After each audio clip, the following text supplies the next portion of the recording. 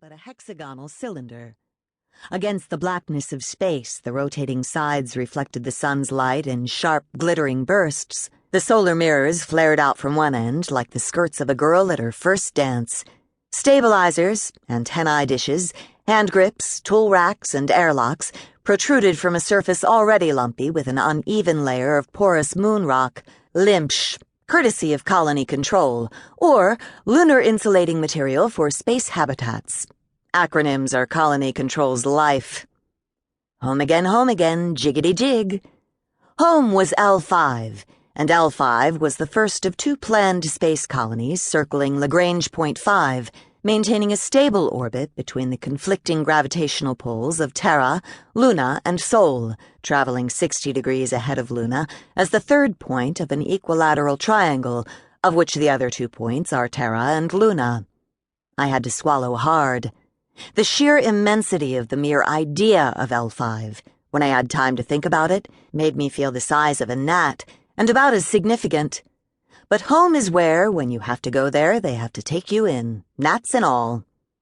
I shifted in my seat, straining at the harness with my feet braced as if I could help push the ship in quicker.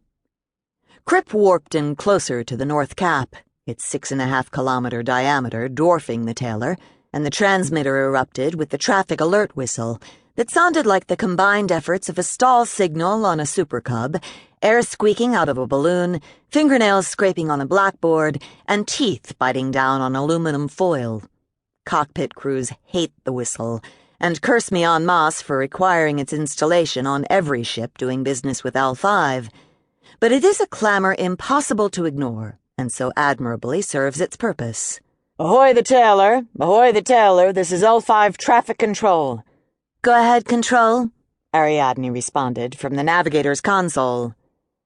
"Be advised there is a hold on your docking, Taylor. I repeat, a hold on your docking. Proceed immediately to transient parking area number 3. You are cleared for approach and orbit."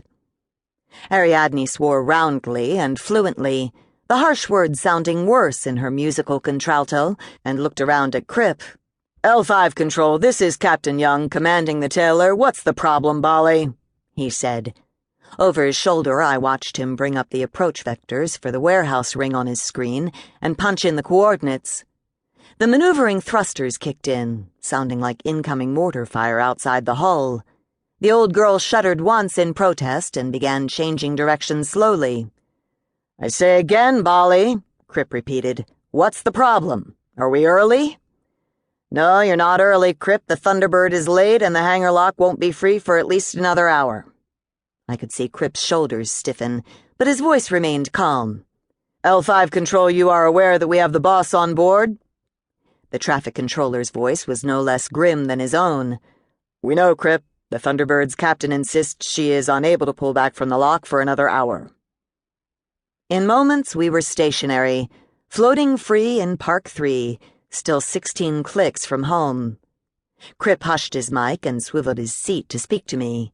His voice was polite and furious. "This is the 3rd time in a month the patrol has put me behind schedule, Star. Just what the hell is going on?" "It's not your fault, Crip," I said, fighting back my own annoyance.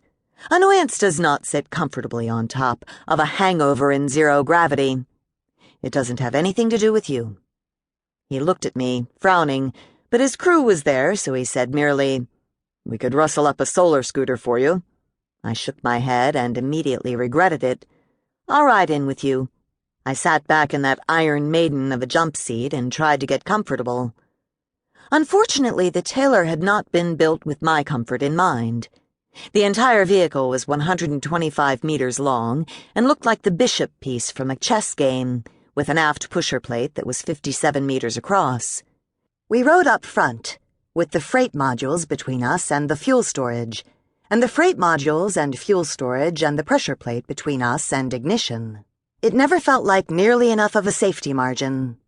After Hiroshima and Pyongyang, there wasn't enough room in the universe to put between me and fission. Once they worked the kinks out of the Martin Bond deuterium-helium fusion nuclear pulse rocket, or figure out a way to make solar propulsion push a spaceship along at speeds comparable to that of an express, I'm jumping the fission ship. Still, we were lucky to have the express